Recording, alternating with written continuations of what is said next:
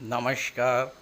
बहुत स्वागत है आप सभी दर्शकों का वृश्चिक राशि के लिए गुरु राशि परिवर्तन के इस वीडियो में।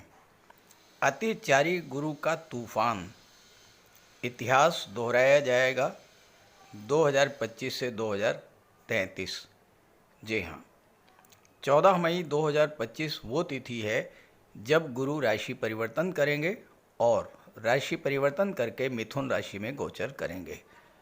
मिथुन राशि में गोचर करते ही गुरु अतिचारी अवस्था में आ जाएंगे।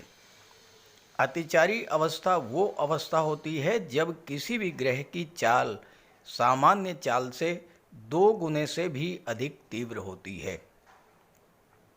यानी जो ग्रह एक वर्ष में राशि परिवर्तन करता है वो 5-6 महीने में ही राशि परिवर्तन कर लेगा। और ये स्थिति 1-2 वर्ष के लिए नहीं बल्कि 2033 तक रहने वाली है। और इस अवधि में हमें बेहद सावधान भी रहना होगा। हालांकि 8 वर्षों के गोचर काल को एक वीडियो में समाहित कर पाना संभव नहीं है, इसलिए इस वीडियो में गुरु के मिथुन राशि के गोचर पर ही चर्चा करेंगे। गुरु 15 मई को मिथुन राशि में गोचर करेंगे। 18 अक्टूबर को राशि परिवर्तन करके कर्क राशि में चले जाएंगे। यहाँ पर लगभग 2 माह तक रहेंगे और पुनः 5 दिसंबर को वक्री अवस्था में मिथुन राशि में आ जाएंगे।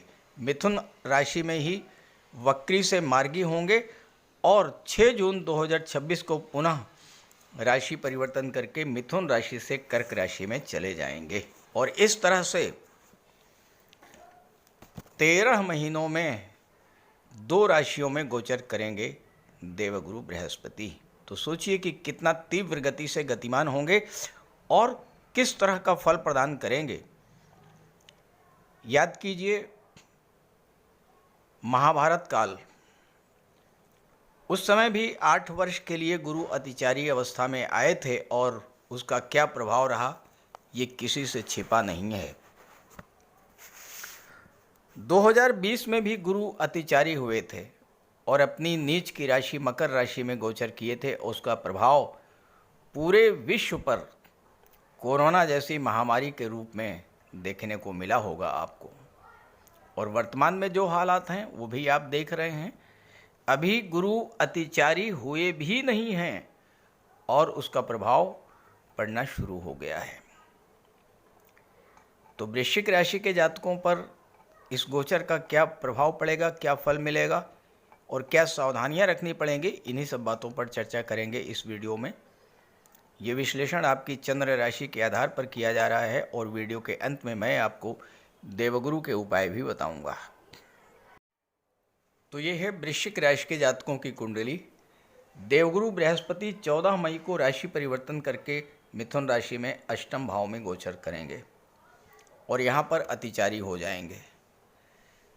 कुंडली के सबसे खराब भाव में गोचर करेंगे सबसे अच्छे भाव के स्वामी होकर। धन भाव और पंचम भाव के स्वामी होकर के अष्टम में गोचर करेंगे और गुरु की दृष्टि विदेश भाव पर, धन के भाव पर और पंचम भाव चतुर्थ भाव पर पड़ेगी।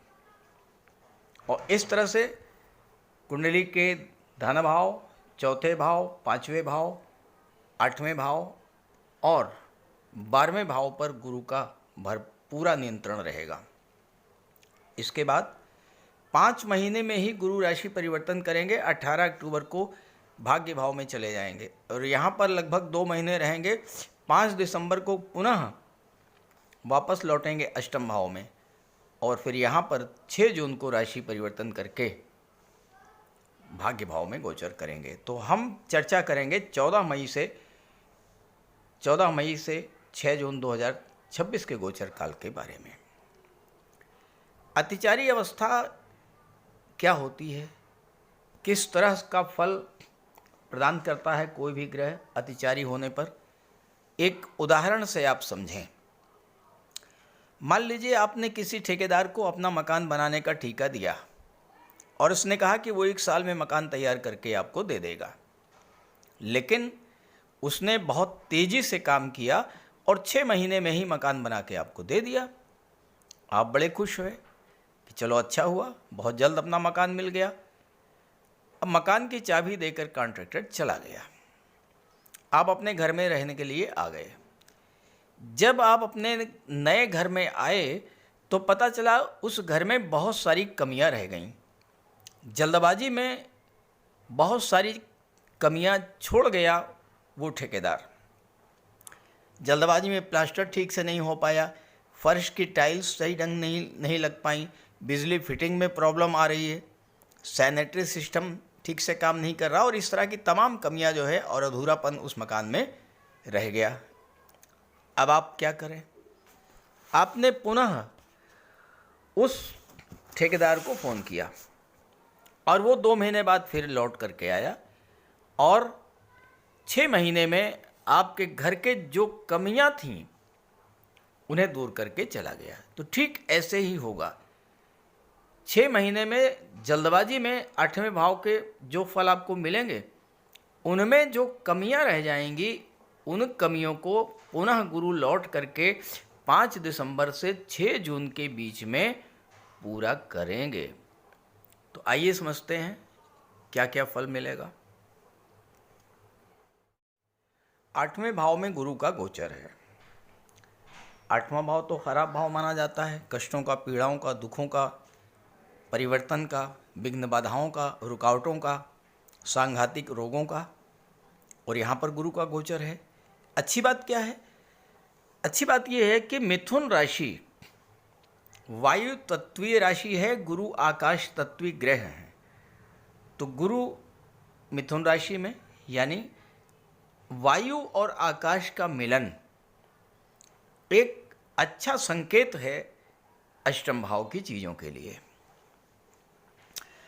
गुरु जिस भाव में गोचर करते हैं उसे तो कमज़ोर करते हैं, लेकिन जिस भाव पर दृष्टि डालते हैं उस भाव को बेहद मजबूत कर देते हैं। उस भाव से संबंधित सभी फल आपको प्राप्त होते हैं, क्योंकि गुरु की दृष्टि में अमृत होता है और गुरु की दृष्टि जिस भाव पर पड़ती है उसे गंगा जल की तरह गुरु पवित्र कर देते हैं। तो 12वें भाव, धन भाव और चौथे भाव के सभी शुभ फल आपको मिलने जा रहे हैं।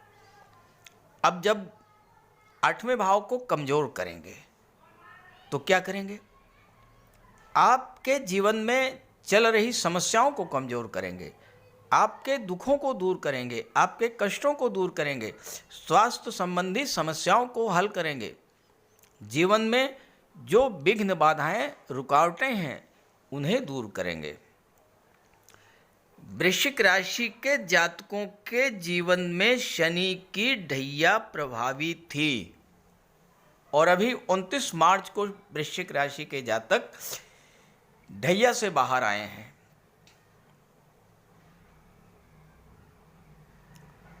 और ऐसे में गुरु का अष्टम भाव में गोचर करना, ढैया के कारण आपके जीवन में जो परेशानियां, जो समस्याएं, जो आर्थिक संकट, जो मानसिक चिंताएं थीं, उन सब को समाप्त करने वाला होगा।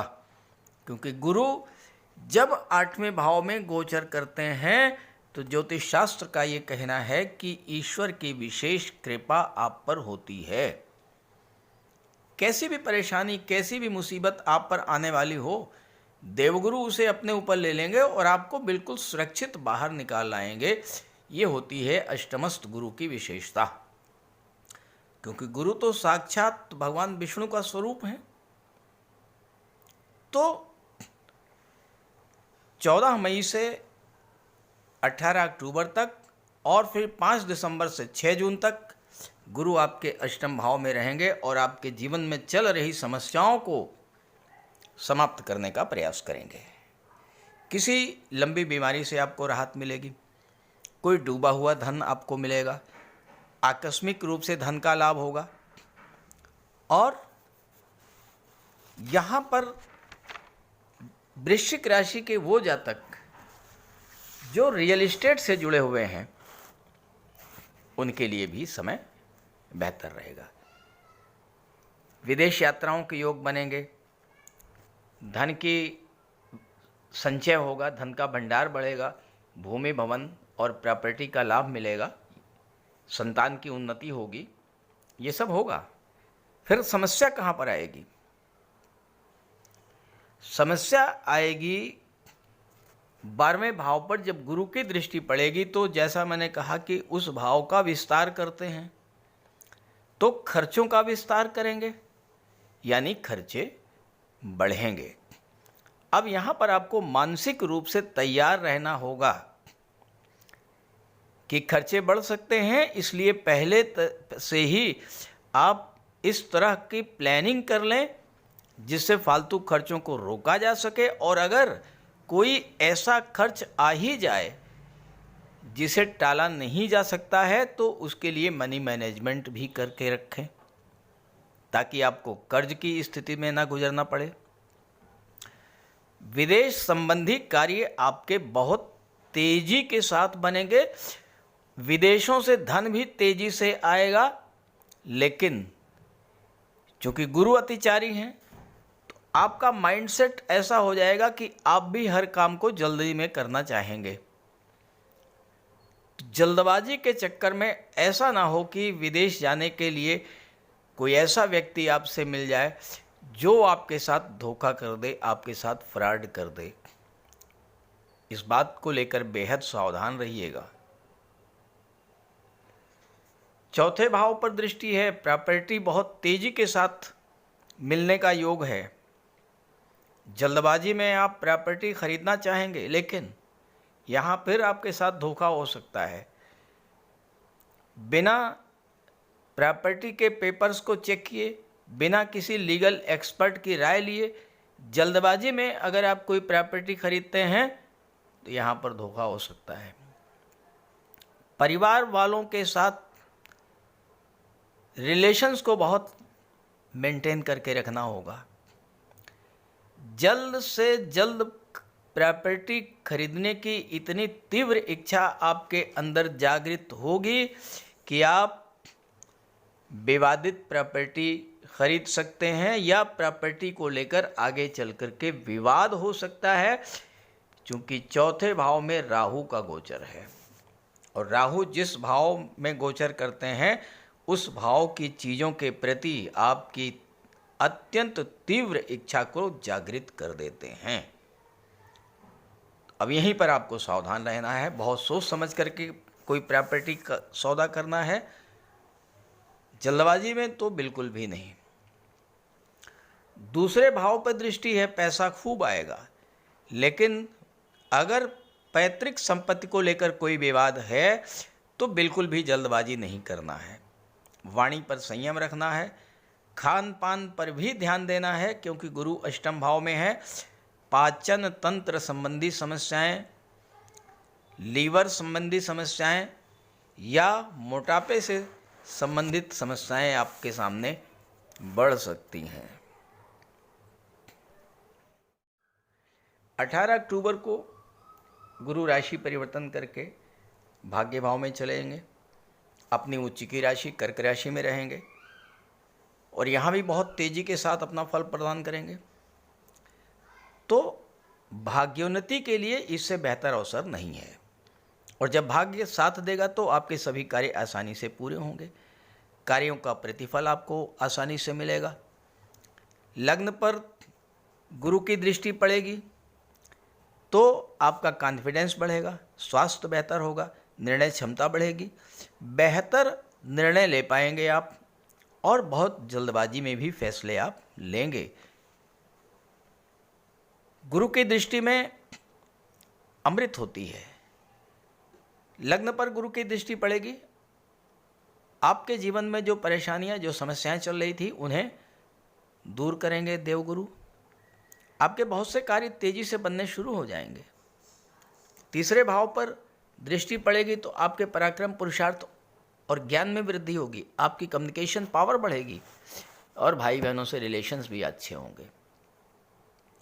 पांचवें भाव पर दृष्टि पड़ेगी, आपकी बुद्धि तीव्र होगी, आपकी क्रिएटिविटी को बूस्टअप करेंगे गुरु। छात्रों के लिए तो गुरु का गोचर वरदान है, संतान प्राप्ति का योग बनेगा, संतान की भाग्योन्नति होगी, आपके पिता के रुके हुए काम बनेंगे, लव रिलेशंस में भी नई ऊर्जा, नई ऊष्मा का एहसास होगा। संतान के कैरियर की चिंता दूर होगी। लेकिन समस्या कहाँ है?